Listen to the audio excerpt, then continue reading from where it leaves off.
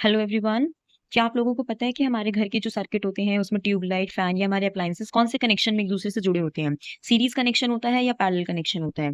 और अगर एक अप्लायंस खराब हो जाए तो हम क्या बाकी अप्लायंसेस से काम कर सकते हैं या उसमें भी कोई दिक्कत आएगी? तो आज इस सब के बारे में पढ़ेंगे हम हमारे next topic domestic electric circuit के बारे में, यानी कि हमारे घर का इलेक्ट्रिक सर्किट कैसा होता है। इससे पहले मैं आपको ये याद दिलाना चाहूंगी कि डिस्क्रिप्शन बॉक्स में नोट्स की पीडीएफ का लिंक दे दिया है, वहां से जाके नोट्स डाउनलोड कर सकते हैं और पढ़ सकते हैं। तो चलिए हम हमारा आज का टॉपिक शुरू करते हैं, डोमेस्टिक इलेक्ट्रिक सर्किट। देखिए, डोमेस्टिक इलेक्ट्रिक सर्किट का बेसिकली मतलब क्या है? ये एक ऐसा इलेक्ट्रिक सर्किट है जो हम हमारे घरों में यूज किया जाता है। मतलब बेसिकली जो हमारे होम्स हैं या फैक्ट्रीज हैं वहां पर जिस तरीके के स्विचेस कनेक्शंस होते हैं उनको हम बोलते हैं डोमेस्टिक इलेक्ट्रिक सर्किट। ठीक है, यहाँ पे जो डोमेस्टिक वर्ड है, डोमेस्टिक वर्ड से ही हमें पता चल रहा है, यानी कि होम। तो इसमें क्या होता है, ये इस तरीके से डिजाइन किया जाता है कि हर अप्लायंस को ना पोटेंशियल तो सेम मिले और जो सबके स्विचेस हैं अलग अलग रहे। अगर आपको याद हो, हमने जो कॉम्बिनेशन ऑफ रजिस्टर वाला टॉपिक पढ़ा था तो उसमें हमने एक चीज देखी थी कि सेम पोटेंशियल कब होता है। पोटेंशियल सेम कब होता है? जब हमारा कनेक्शन कौन सा होता है? पैरेलल। तो इससे हमें यहाँ पर क्या पता चला कि घरों में जो हमारा इलेक्ट्रिक सर्किट यूज होता है वो कौन सा होगा? पैरेलल कॉम्बिनेशन का।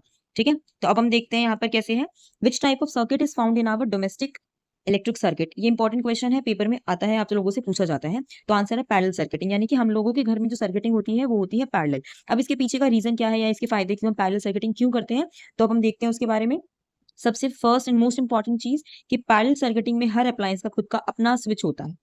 जैसे मुझे फैन चलाना है तो फैन का स्विच अलग होगा, लाइट जलानी है तो लाइट का स्विच अलग होगा। ठीक है, आई होप आपको समझ में आ रहा होगा, इतना कोई टफ टॉपिक नहीं है, पर इसमें स्टिल आपसे 3 मार्क्स क्वेश्चन पूछा जा सकता है। नंबर 2, पैरेलल सर्किटिंग में एक चीज का फायदा होता है कि अगर एक अप्लायंस काम करना बंद कर दे, ठीक है, किसी डिफेक्ट की वजह से, तो बाकी सब काम करते हैं।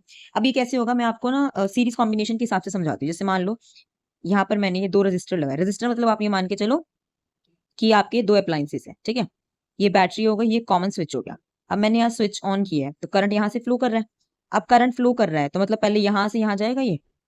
अब मान के चलते हैं ये अप्लायंस हो गया खराब, ये अप्लायंस हो गया हमारा खराब। अब खराब हो गया तो जो ये करंट है ये यहीं स्टॉप हो जाएगा, आगे तो ये जा ही नहीं पाएगा ना। जब करंट आगे जाएगा ही नहीं तो मैं सेकंड अप्लायंस को कैसे यूज करूँ?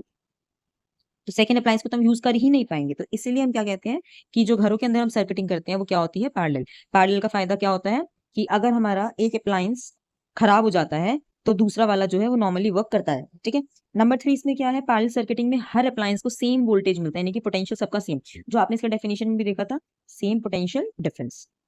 ठीक है, और पोटेंशियल हमारे घरों में कितना सप्लाई होता है? वो होता है 220 वोल्ट। कहीं किसी क्वेश्चन में हमें वो 240 भी दिख जाता है, वैसे 220 होता है इसका। तो इसके लिए तो आपको कोई मतलब कंफ्यूजन रखने की जरूरत नहीं है, आपको पेपर में दिया जाता है क्वेश्चन में। ठीक है, पैरेलल सर्किटिंग में एक चीज और, अगर आपको याद हो जब आपने कॉम्बिनेशन ऑफ रजिस्टर वाला कंसेप्ट पढ़ा था तो उसमें देखा था कि जब हम बात करते हैं सीरीज की, तो इसमें जो टोटल रेजिस्टेंस था क्या था? सम ऑफ ऑल रेजिस्टेंस, मतलब डायरेक्टली आप क्या कर रहे थे, उसको ऐड कर रहे थे। तो यहाँ से देखो रेजिस्टेंस टोटल यानी कि डायरेक्ट ऐड कर रहे हैं तो वो बढ़ रहा है। अब रेजिस्टेंस अगर ज्यादा होगा इसका मतलब क्या है? करंट तो कम हो गया, राइट।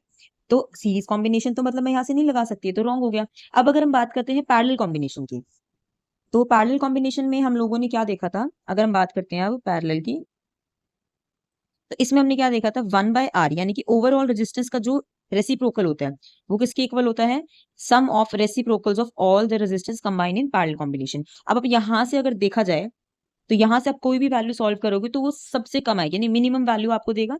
तो ये इसका मोस्ट इंपॉर्टेंट बेनिफिट है कि पैरेलल सर्किटिंग के अंदर जो ओवरऑल रेजिस्टेंस होता है ना वो रिड्यूस हो जाता है, मतलब कम। अब देखो इसका आपको कैसे लगाना है, अगर रेजिस्टेंस हमारा कम है तभी तो मेरा करंट ज्यादा जाएगा ना, और सर्किटिंग में तो मुझे करंट को फ्लो कराना है, राइट।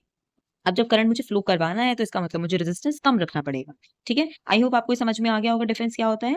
तो एक चीज और देख लेते हैं। देखिए, यहाँ हमने ये चीज तो देख ली कि why parallel circuiting are better over series combination, मतलब पैरेलल सर्किटिंग फायदेमंद क्यों होती है हमारे लिए रादर देन सीरीज कॉम्बिनेशन। ठीक है, तो अब फायदे हमने देख लिए, तो कहीं ना कहीं अगर किसी चीज का कोई फायदा है तो उसमें कोई ना कोई नुकसान तो होगा। मतलब अगर 99% कोई चीज आपको बेनिफिट कर रही है तो उसका 1% कहीं ना कहीं नेगेटिव इंपैक्ट तो होगा ना। तो अब हम देखते हैं डिसएडवांटेज ऑफ पैरेलल कॉम्बिनेशन। इसका इकलौता जो डिसएडवांटेज है वो ये है कि पैरेलल कॉम्बिनेशन करते हुए हमें ज्यादा लॉट ऑफ वायरिंग और लॉट ऑफ स्विचेस की जरूरत पड़ती है। क्योंकि देखिए, अगर जैसे हम यहाँ स्ट्रक्चर की बात करते हैं सीरीज की, तो ये क्या किया, 1 2 3, 3 अप्लायंसेस लगे हुए हैं, यहाँ पर एक कॉमन स्विच है, तो यहाँ क्या हुआ, स्विच 1 हो गया। पर ये है कि अगर फर्स्ट अप्लायंस ने काम करना बंद कर दिया तो करंट तो आगे गया ही नहीं। अब जब करंट आगे जाएगा नहीं तो वर्क कैसे करेगा, है ना। अब तो पैरेलल कॉम्बिनेशन में यही हमें फायदा होता है, ये हमारी कॉमन पोटेंशियल है तो सबको सेम मिलती है 220। अब अगर मुझे इस अप्लायंस का काम है तो मैं इसका स्विच ऑन करूंगी, ठीक है, इसका काम है तो इसका करूंगी मैं। तो यहाँ से हमें क्या पता चलता है कि बस पैरेलल कॉम्बिनेशन में एक चीज ये होती है कि वहां पर हमें वायरिंग का ज्यादा इस्तेमाल करना होता है, और सबके स्विचेस, मतलब कि इन शॉर्ट अगर देखा जाए तो ये हमारे लिए क्या होता है, सीरीज कॉम्बिनेशन के मुकाबले थोड़ा सा महंगा पड़ता है, क्योंकि यहाँ पर आपको स्पेंड ज्यादा करना पड़ता है। ठीक है, आई होप आज का टॉपिक आपको अच्छा लगा होगा। अब हम नेक्स्ट टॉपिक में मिलेंगे, हमारे नेक्स्ट कंसेप्ट इलेक्ट्रिक पावर और इलेक्ट्रिक एनर्जी के साथ। ठीक है, तो अगर आज की वीडियो में सेशन में आपको कोई भी डाउट लगता है तो आप कमेंट सेक्शन में मुझसे पूछ सकते हैं। और एक बार फिर से याद दिलाना चाहूंगी कि डिस्क्रिप्शन बॉक्स में नोट्स की पीडीएफ का लिंक दे दिया है, तब वहां से जाके उसे डाउनलोड करके पढ़ सकते हैं।